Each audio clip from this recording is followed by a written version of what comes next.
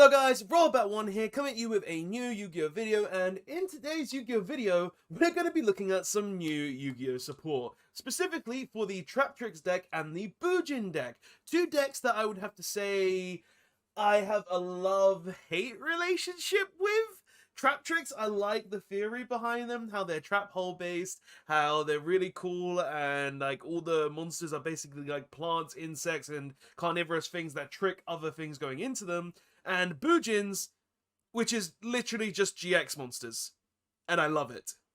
I love it. I love how Bujins are literally just GX characters in monster form.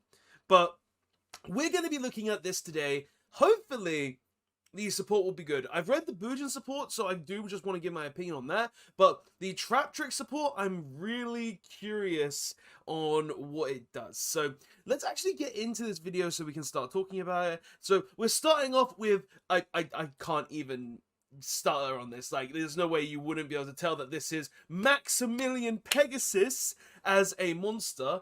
And guys, if you think this ain't Maximilian Pegasus, I can't believe you, but for you guys out there though who are saying, but Maximilian Pegasus wasn't in Yu-Gi-Oh! GX, well, he actually was. He was in the Create a Card one with Chumley arc, and he was in the Wind Dragon of Ra arc in the Yu-Gi-Oh! GX series. So Maximilian Pegasus was actually in a Yu-Gi-Oh! GX, so he's technically a GX character, and he's a Bujin monster now, so that's actually pretty cool.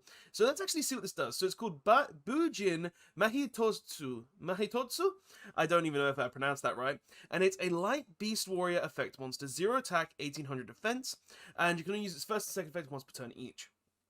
Its first effect is, you can send one other Bujin card from your hand to your graveyard to special summon this card. So pretty much, it's just a free special summon. You can discard like a Bujin Turtle, Bujin Hare, to just get you a free summon of this monster, making it a bit easier to get the Bujin monsters into the graveyard, while also giving you an easier way to get into your Xyz monsters. Second effect, during your main phase, you can activate one of these effects. You can send one Bujin monster from your hand to the graveyard to add one Bujin monster from your deck to from your graveyard to your hand. So it's just a free add of a Bujin from the graveyard. So if you've got like a Yamato in the graveyard, you can go ahead and add the Yamato to your hand. If you've got like, I don't know, a Kagutsuchi in the graveyard, you can return the Kagutsuchi. You can do a lot with this card to basically just recycle other Bujin monsters.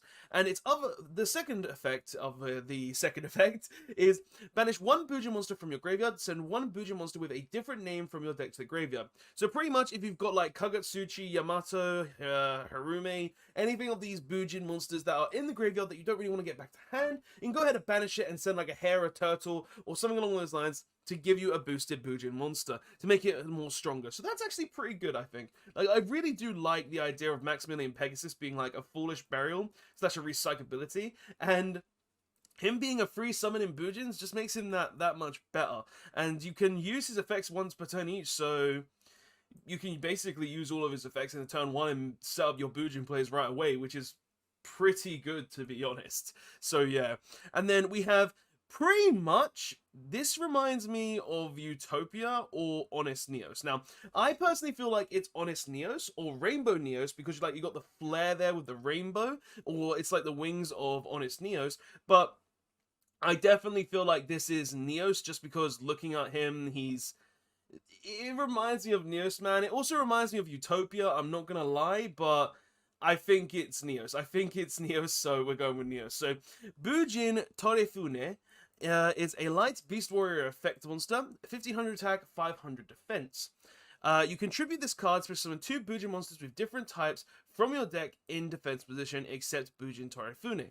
Now, this is really good for Bujins, because this is basically just a rescue cat for Bujins that says, I get to summon out 2 Bujin monsters, and either go straight into my Link monster, to be able to like special summon one and then Xyz summon, or to just go ahead and straight Xyz summon and go into my Bujin place there. Which is actually really cool, being that the fact that it's just a free summon from deck, and the fact that it just is a free summon is really nice. But its second effect is, when you Xyz summon a Bujin monster while this card is in your graveyard, you can equip this card from your graveyard to that monster, and it gains this effect: banish any monster destroyed by battle with the equipped monster. Now, you would be equipping this to the Bujin monster, which the first Bujin Xyz monster, I forgot the name completely, don't hate on me, but it's the one that can pretty much detach an Xyz material, add a Bujin monster, discard a Bujin monster, and can also attack every monster your opponent controls. So, pretty much with this, all you're going to do with it is you're going to equip it to that monster.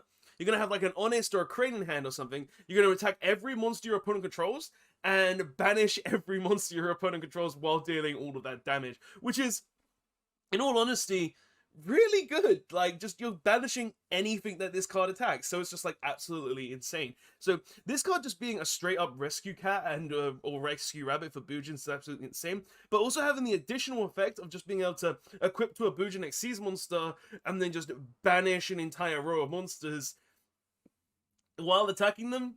You can't tell me that's bad. You really cannot. And it doesn't even negate their effects, so you can always just go ahead and summon here Mahitoso, and then go ahead and send a Bujin monster to the graveyard, and then add a Bujin monster, or just go ahead and banish a Bujin monster and send one that you want to go to the graveyard, because there are honest Bujin monsters that can activate in the graveyard, so this makes them slightly better as well, which is really nice. And the last Bujin last Bujin card is Bujinte Section. And it is a continuous spell card that has 3 effects. First effect: Beast Warrior Bujin monsters you control cannot be destroyed by your opponent's card effects except during the battle phase. So, pretty much, you're protected by all effects until the battle phase. If they activate an effect that will destroy during the battle phase, the monster will die. Second effect: once per turn you can send one Bujin monster from your hand or face-up field to the graveyard, then target one face-up card your opponent controls, negates effects until the end of this turn. Now, this is really good for the pure fact that it says face-up monster or monster in hand. So you're basically able to get rid of that hare on board that you don't need, that crane on board, or the turtle on board, to go ahead and get rid of that to the graveyard, instantly have your protection on lock or something along those lines, and then just be able to go ahead and say, well, I'm going to imperm one of your cards, which is really good, having a way to just negate opponent's cards, especially in Bujin, seeing as the deck does have its issues here and there, where it's just like a very boss Yamato-centric deck, where you have to kind of play around things your opponent has. But this gives you a way to negate more things for a lot more freer, and allows you to set up more plays as well. Like, that's what I'm really liking about a lot of these cards. They allow you to set up in Bujins, and having the ability to set up in Bujins is really nice. So yeah, very happy to see that. And third effect: during your end phase, you can send this card from your spell and trap cards to the graveyard, then target one Bujin monster in your graveyard, special summon it. Now, I like this because you can go ahead and special summon that Yamato in your graveyard, and then look at your deck and be like, yeah, summon Yamato effect in end phase, add Bujin card, and then discard Bujin card. It's pretty much just that. It's a free way to get your Yamato during the end phase, if there is one in the graveyard. It's got protection from all opponents' destruction effects, which is really nice, and also just allows you to negate things, which is cool. So the Bujin support, in my opinion, is really good for Bujins in general. I really do like it, and seeing that Bujins is basically just a GX era deck where it has GX monsters, GX characters as monsters. Like, we've got Jaden, we've got Chaz, we've got Akiza, no, Alexis. Akiza is a different one. We've got so many things, and I'm really happy to see that Konami are still making more Bujins and making more characters into these kind of monsters. So, guys, that's the Bujin support, though. Let's actually go into the Traptrix support, because it looks like this is from the new Yu-Gi-Oh! Manga. And I haven't really been reading the Yu-Gi-Oh! Manga. I've been kind of waiting for it to go a bit further ahead before I read it more. And it looks like the main character's sister, I believe that is playing a Traptrix-based deck. So I'm curious to see what she's actually got. So, Traptrix support, and this is all in the LIOV deck, so Lightning Vortex, I believe it is, or Lightning Overload. So let's actually see what this is gonna have. So this is the first Traptrix. Traptrix Gina Loa is a level 4 Earth Plant Effect monster, 1400 attack, 1400 defense. I really like the artwork of Traptrix monsters. I really do. I just always thought it was really nice, and kind of brought you, like, it kind of brings the new age of Yu-Gi-Oh! Artwork to the old age, because there's a lot of artworks that are really weird and really strange. Like this one, you may have an anime gal, and that's modern, but you've got all of this poisonous and really flare effect to it, which I really do like. So yeah. So its first effect is though, well, you can only use its first and third effects once per turn each, so and only once that turn. But its effects are: you can send one set trap you control to the graveyard, special summons card from your hand. That's pretty good for Traptrix.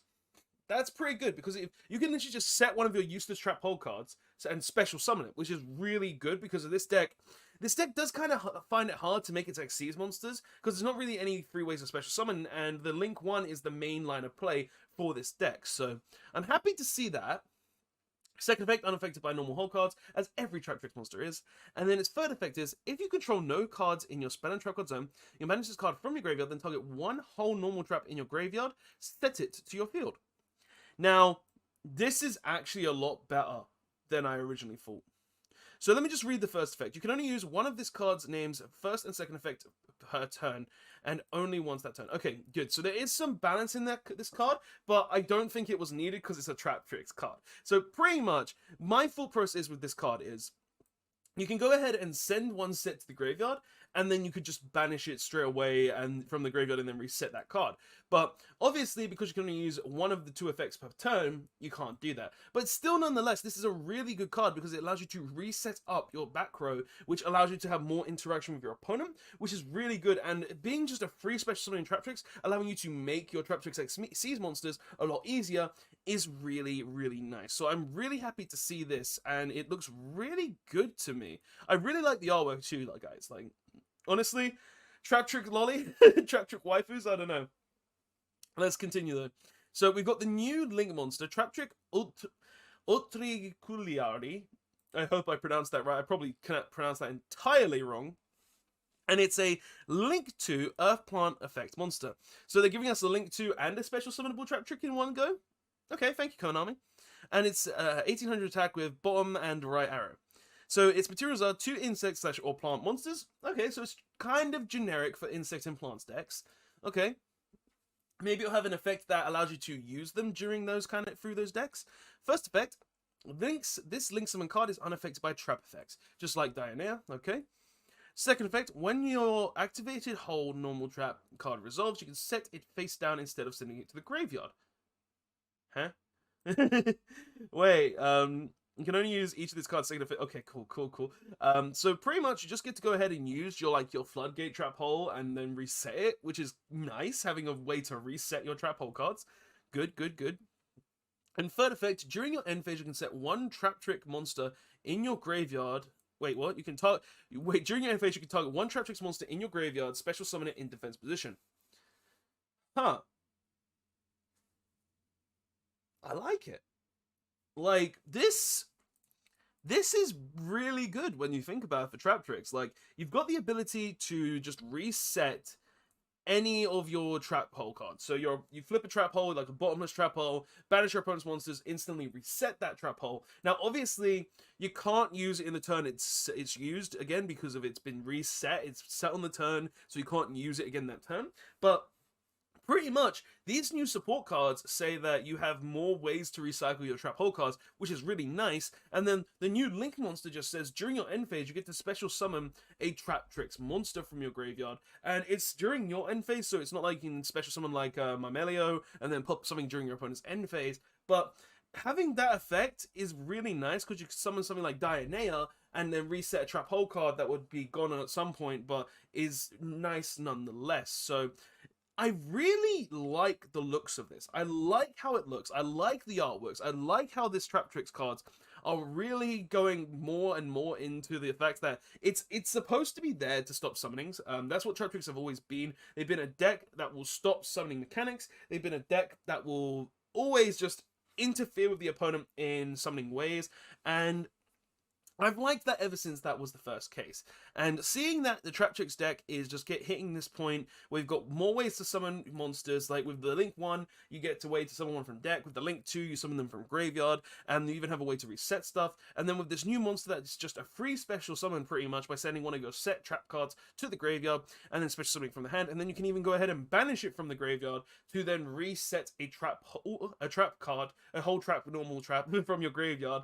And it's really nice to see. It's really nice to look at. But guys, tell me what your thoughts are on the new Bujin cards and the new Traptrix cards. I personally feel like they're really good. Like, they're really good for their respective archetypes. These decks should keep getting more and more support just to keep them, making them better, make them to a point where they are competitively viable. Because let's be honest, Traptrix, they're a deck that revolve around having having set trap hole cards to be able to stop your opponent from summoning, but that isn't the best thing in the game right now, stopping summoning, because, like, yes, you can stop a lot of summons, but if your opponent has more summons than you can stop, it's not the greatest. And also with Bujins is basically just a deck that focuses on the graveyard a lot, has a lot of in graveyard protection, and and even some protection in hand. So there's good cards like this in this archetype that is really good to see these decks getting. And I really do like what Konami are doing here, giving these decks more support. But guys, tell me what your thoughts are on this support in the comments section below. I'd love to hear your thoughts and opinions. Please don't forget to like, comment, and subscribe for more Yu-Gi-Oh videos. Check out my Twitch.